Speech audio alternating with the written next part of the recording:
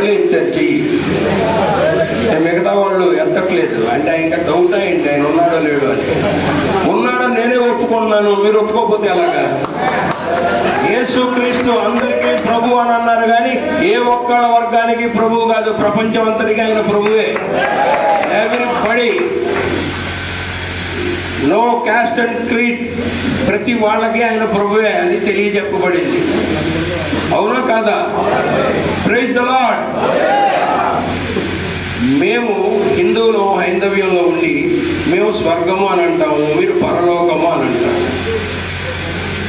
మా అందరికంటే మీరు ఎంతో అదృష్టవంతులు పుట్టుకతోనే. ఎందుకనంటే భగవంతుడు మీకు ఆ పరలోకం చేరడానికి నేనే మార్గము, నేనే సత్యము, నేనే జీవము అని చెబుతూ ఇది ఒక్కటి మీకు అందించాడు. పరిశుద్ధాత్మని మీ మధ్యలో పెట్టి వెళ్ళిపోయాడు, మనందరి మధ్యలో పెట్టి వెళ్ళిపోయాడు. అందరి జీవితాలు దీంట్లోనే ఉన్నాయి. ఆనందంగా ఉన్నప్పుడు చదివితే ఒక రకంగా ఉంటుంది, బాధతో ఉన్నప్పుడు చదివితే ఒక రకంగా ఉంటుంది, నష్టపోయినప్పుడు చదివితే ఒక రకంగా ఉంటుంది, అద్భుతమైన విజయాలు పొందితే ఇంకో రకంగా ఉంటుంది. ఏ దారి తెలియకపోయినా కూడా ఇది పట్టుకుంటే ఒక దారి ఓపెన్ అవుతుంది. అటువంటి అదృష్టవంతులు అంటే ఒక లిఫ్ట్ అనమాట. ఒక లిఫ్ట్ ఎక్కి పరలోకానికి వెళ్ళిపోవచ్చు. మేము ఎక్కాలంటే రకరకాల మార్గాలు, రకరకాల శాస్త్రాలు తిప్పి తిప్పి తిప్పి తిప్పి గోల గోల గోల. మీరంత అదృష్టవంతులు ఎవరున్నారు ప్రపంచంలో? The more you serve, the more you get. The more you serve, the more you get. The more you serve, the more you get. ఈ లౌకిక ప్రపంచంలో దీన్ని ఆధారంగా చేసుకుని బాగుపడి కోట్లు సంపాదించిన వాళ్ళు అన్యులు కూడా చాలా మంది ఉన్నారు. దీనిలో ఒక వాక్యాన్ని పట్టుకొని నేరం నాది కాదు ఆకలిది అని ఒక సినిమా తీసేసి కోట్లు సంపాదించేశాడు. మీలో పాపం చేయనాడు ఎవడో ఒక రాయి అయింది అన్నాడు, అది ఇందులో నుంచి పట్టుకుంది. దాంతో సినిమా హిట్ అయిపోయింది. ఎన్టీ రామారావు గారి సినిమా కొన్ని సంవత్సరాలు 37 సంవత్సరాల క్రితం. కానీ మనమే పట్టుకోవాలి. ఈ వాక్యాల్లో ఏం చదివితే ఎవరిని ఏది తాకుతుందో ఎవరు చెప్పలేము.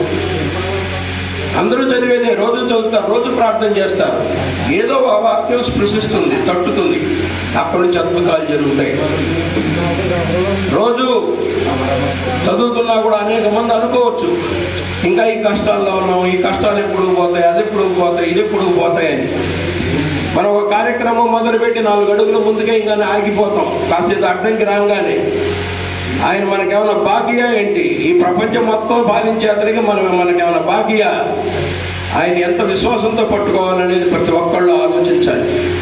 అప్పుడు అద్భుతాలు జరుగుతాయి. అంతేగాని ఆయన ఇవ్వడానికి సిద్ధంగా ఉన్నాడు, పుచ్చుకోవడానికి మనం సిద్ధంగా ఉండాలి. We must be ready to receive. మనకేం కావాలో ఇవ్వడానికి ఆయనకి సిద్ధం. అట్ ద సేమ్ టైం మనం కోరతాం, అది కావాలి ఇది కావాలని, ఆయన ఇస్తాడు. కానీ మీకు ఏది మంచిదో అది ఇవ్వడానికి సిద్ధంగా ఉన్నాడు అనేది గుర్తించాలి. మనం అడిగింది రాకపోవచ్చు, మనం ఫార్చ్యూనర్ అడగచ్చు, అది రాలేదనుకునే లోపల ఆయన BMW ఇవ్వచ్చు. ఏం చెప్పగలం? మనం సింగిల్ బెడ్రూమ్ హౌస్ ఇస్తే చాలు జగన్ అనుకోవచ్చు.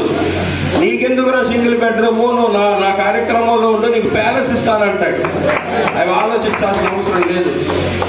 పిలిస్తే స్పీడ్గా పలిగేటువంటి దేవుడు. ఒక్క క్రిస్టియానిటీయే కాదు, బైబిల్ పట్టుకుని ఎవరు పిలిచినా పలుకుతాడు. అనేది ఆయన గొప్పతనం. మరి నాకే పలుకుతున్నాడు అంటే మరి అందరికీ పలుకుతాడు. ఎలా పిలుచుకోవాలి, ఎలా పలకాలి అనేది ఒకటి ఆలోచన.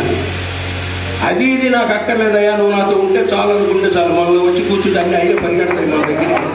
మనం అడగాల్సిన పని లేదు, మనతో ఉంచుకోవాలి మనం. కాబట్టి నేను ఒకటే చెప్తా,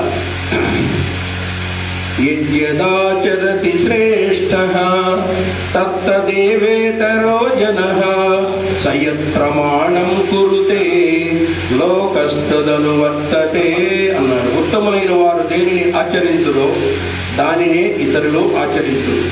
ఉత్తములైన వారు వేరిని ప్రామాణికముగా అంగీకరించురో దానిని లోకమంతయు అనుసరించెదరు అన్నారు. ఇవాళ ఉత్తములైన వారు అనేక మంది, జార్జెఫ్ సఫఫ్ లాంటి వాళ్ళు, మిగతా వాళ్ళు అనేక మంది ఉత్తములైన వారు దీన్ని ప్రామాణికంగా అంగీకరించారు. ప్రపంచంలో అద్భుతాలన్నీ జరుగుతూనే ఉన్నాయి. ఇవాళ అత్యధిక శాతం ప్రపంచంలో పట్టుకున్నది కూడా దీన్నే. The more you serve, the more you get. The more you serve, the more you get. The more you serve, the more you get. నీ సర్వీస్ నువ్వు చేస్తూ పో, నేను ఇచ్చేది నీకు ఇస్తాను అని అంటాడు. అందరినీ ప్రేమించమంటాడు. ప్రేమ శాశ్వతమైనది అంటాడు. ప్రవర్జనములైన నిరర్ధకం మగురు కానీ ప్రేమ శాశ్వతంగా ఉంటుంది అంటాడు. ఏ వాక్యంలో చెప్పారో గుర్తుందా? అది కొరింథీయులు 13:8 చదవండి.